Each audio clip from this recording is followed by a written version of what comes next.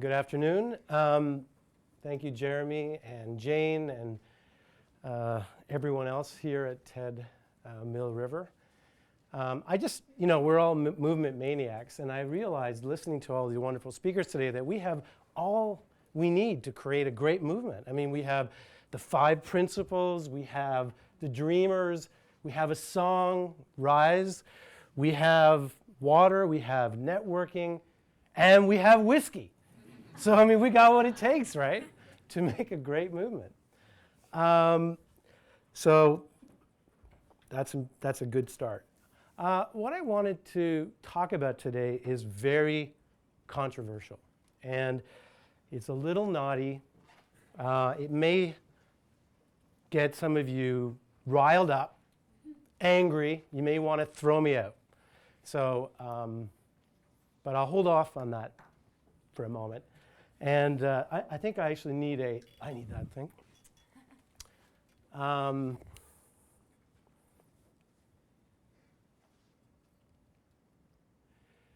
So I want to, before I tell you about that controversial thought, I want to talk about this age we're living in of movements, right, of uprisings. And as Jeremy mentioned, I wrote this book, and as I was writing this book, and by the way, I was inspired by all the great movements throughout history, everything from Martin Luther, who banged on the door his principles, to Martin Luther King and the feminist movement that my mother was a part of, to Mandela, and all these great individuals that have changed our world.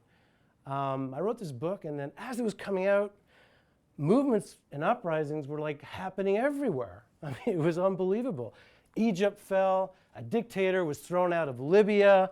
There was this man in India who was created an anti-corruption movement, and throughout the government, the economic challenges in Europe created a huge movement. If you follow it on BlackBerry Messenger in the UK, it was like this massive urban movement. Greece was having a movement. In New York, within shouting distance from my office, there was the Occupy Wall Street movement. All these movements were happening. Then Susan G. Komen, backlash because they wanted to cancel Planned Parenthood. Then Bank of America wants to charge $5 for a debit card. Mass movement, right? Everything's happening around the world. And I'm writing this book about uprising. I'm like, wow, this is kind of a new era we're living in. And so I thought about, what is changing and where is this all going? And so I had these really kind of deep thoughts about that. But I want to go back in time to when I realized that movements were really powerful in the future. And it started in the early 90s. Now, I'm a marketer, so I'll give you a little bit of marketing speak, but it's not going to be a lot, but it's relevant to our lives. So back in the early 90s, I was living in Stockholm, Sweden, and I had the opportunity to work with a global pharmaceutical company that was based in Sweden. Now, I don't know if you know anything about Sweden, but Swedes are very social conscious, and back in those days, advertising was illegal.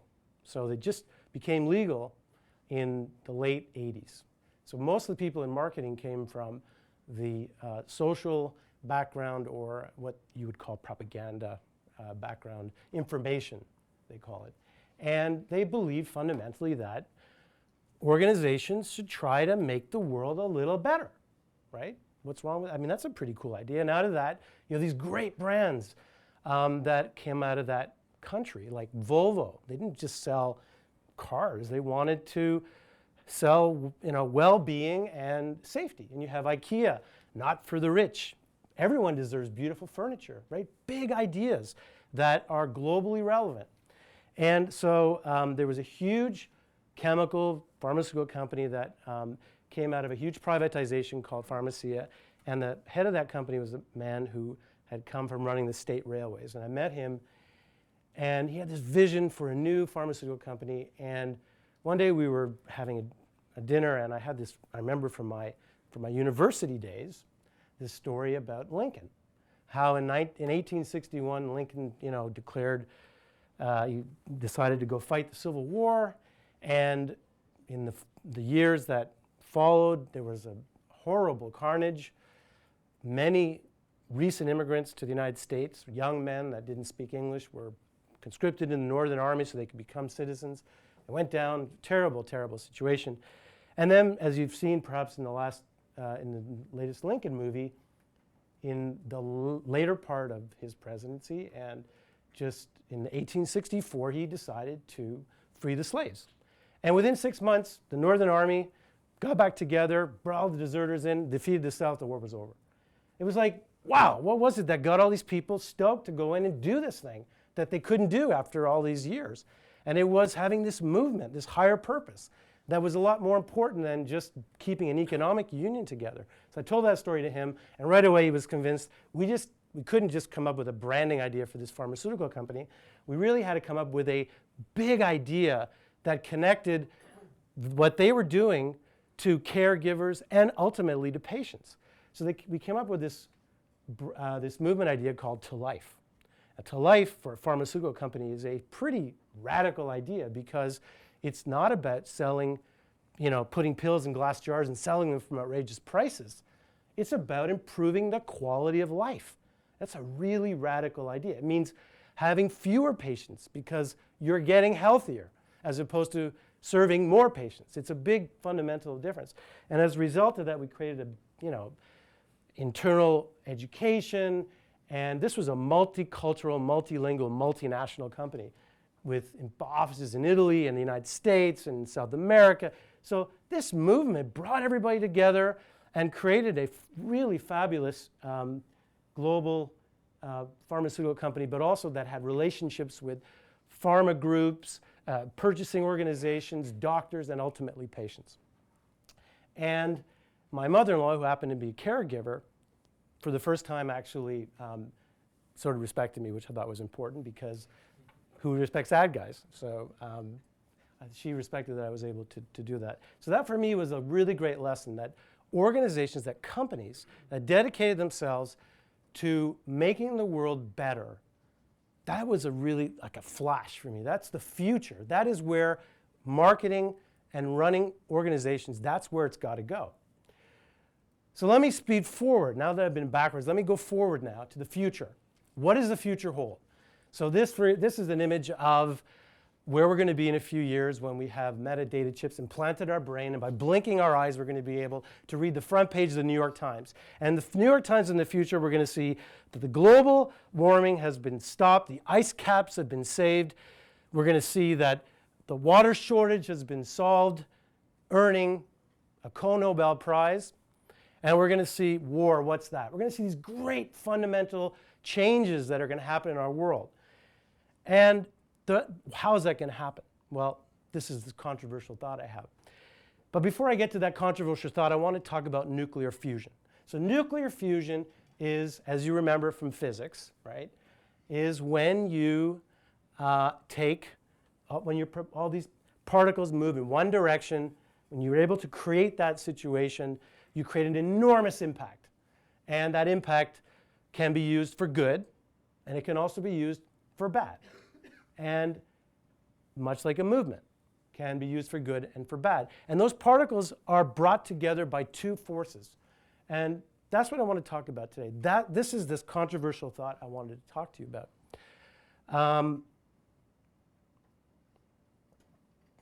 The future holds the new movement model. Now, we've heard a lot about it today, what that model is, but I'll just briefly take you through what I think that is. We're going to talk about the new ideas model, and we're going to talk about the new world model. So the new movement model feeds into the new ideas model, and both of those feed into what I think is the future, which is the new world model. So basic premise, anyone today around the world of these 5 billion people can identify, crystallize, spark a mass movement. We've seen it, Coney 2012, almost 200 million people in a couple of weeks, boom, happens. And that includes businesses. An organized community of passionate advocates who rally around an idea on the horizon culture to bring about change. That definition of a movement is where it's all going. The power of movements, we're all, I believe in this room, believers that movements can actually change the world. We also believe that movements can be created by all sorts of people. They can be created and led by politicians, by tech innovators, by community organizers, by artists, by creative individuals, and by business leaders. Yes, that's the controversial thought. Businesses can lead movements. I mean, it sounds crazy. I mean, you know, Occupy Wall Street. Would a capitalist be in an Occupy Wall Street movement?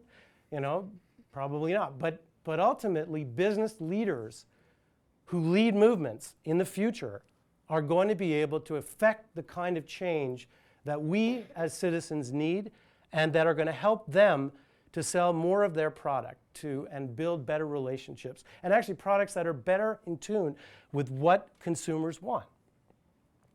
So what's changed? Well, obviously innovative technology has made movements more possible. So we know there's, you know, today around the world, lots and lots of mobile phones. South Africa has 200%. So everybody in South Africa has got like 2 phones. In India, in China, mobile phones, everyone has more technology power in their hand than Reagan did back in his day. So there's huge innovation in technology. There's also an innovation in financing. If you have a movement today, you can go to lots of places as a result of the, you know, the whole collapse of the financial world and get money from things like Kickstarter. And movements are all about activating people, and those movements have to be based on an idea on the rise in culture. These are some basic principles of what a movement's about. You have to have an idea, you have to declare it, you have to unite people around that, then you have to blow it out into a mass arena, and then you have to find ways of sustaining it. So the next point is an ideas culture. Ideas are much more important than things. In order to be able to have a movement, you have to have a big idea. And a big idea is something that we heard earlier today has to be highly relevant. And by the way, great movements have ideas that really break through. It's not enough just to have an idea that's okay. It's got to be something that really gives you the goosebumps, that's able to ignite passion and able to bring people together.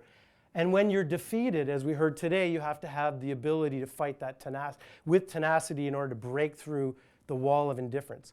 If gun control fails, it's not because the idea is wrong.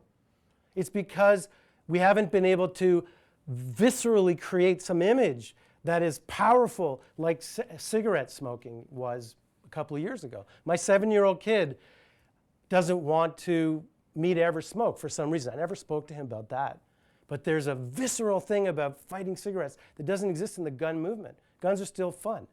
But recent failure doesn't mean it should be given up. It has to stand up again and find a stronger, more powerful way to break through. But it has to be based on a big idea. So the other thing that's changed is today, decision makers have relationships with those individuals with whom the decisions they're making are impacting. So leaders of company, I'll give you an example. There's a great organization in India called Mahindra. It's a huge conglomerate. The man at the top of the company has a Twitter feed, and he responds to people. And if you go online, you follow him. People connect with him, individuals. So the fact that people who are making these huge decisions, government decisions, corporate decisions, are having one-to-one relationships with the individuals who the decisions are impacting is changing the way we are having relationships. And as a result of that, these people at the top are having a much better understanding of the world we're living in. So they want to help the world and find ways that can make the world a better place. And universal connectivity means that those that are making the decisions have a deeper understanding of the bigger challenges that we face that we need to overcome. So the movements that we need to create, no matter what you're in, those movements need to be about those big challenges. And the big controversial point I'm making today is those have to be funded by these huge corporations today who have the resources. Because those organizations, they're the guys that fund like Fox News, right? If you go to Fox and you listen to their news, there are lots of advertisers. And the reason they're able to have that show is because advertisers pay for it. Or if you go to CNBC, The same thing happens there. Advertisers pay for that. So the same thing is true for movements. If you want to grow a movement, find an idea that is going to relate to what a big organization's aspirations are. This is a crazy idea, gun control, huge issue. But saving people's lives is important because it helps keep consumers. I mean, there's a benefit for an organization there somewhere. They can find a way to help propel that movement. And this is the big controversial point, which is if we can help big organizations, big companies align with real, important, meaningful movements in a way that creates a more involved and meaningful relationship between those making the decisions and those being affected by those decisions in a way that connects culturally with where the world is going, well, who wouldn't want to be a part of that? And that, in a world today where we're skeptical of advertisers, where we're skeptical of big organizations, that, I think, is the answer to where we're going to go as a society. And an example I want to show you is from Mahindra. This is a campaign we did in India called Spark the Rise. And this, I think, needs a song because it's a beautiful connection to your beautiful voice. But we went out with this movement called Rise, which is all about accepting no limits, using your ingenuity to drive positive change. We went out and asked kids, young college kids across India, to come up with great ideas in order to change the world. And we went out through the social media. We got hundreds of thousands of ideas and engagement in order to find ways to solve some of the simplest but life-changing issues that people face. It's amazing. And we heard this morning from Manoj from IBM about how IBM is dedicating itself to a great movement of making the world, a smarter planet. Which, by the way, if you read the book Abundance that's on the top of the New York Times bestseller list, is true. Science can actually make the world a smarter place. So if we want to realize these headlines that I put up at the beginning of my presentation, then I ask you to think about this controversial thought of merging business and resources and expertise with great movement ideas, aligning those two, and through that, we will have the type of nuclear fusion that creates not only great movements, but ideas that are going to change our world and our children's world for the future. And with that, this is a picture of my little boy Ellis, who has created his own movement, which is called the Bronxville Walk to School movement, that on Monday, on Earth Day, is going to inspire lots of little kids in that town to go out and walk and leave their mother's SUV behind. So this is the age of movements, and welcome. Thank you very much.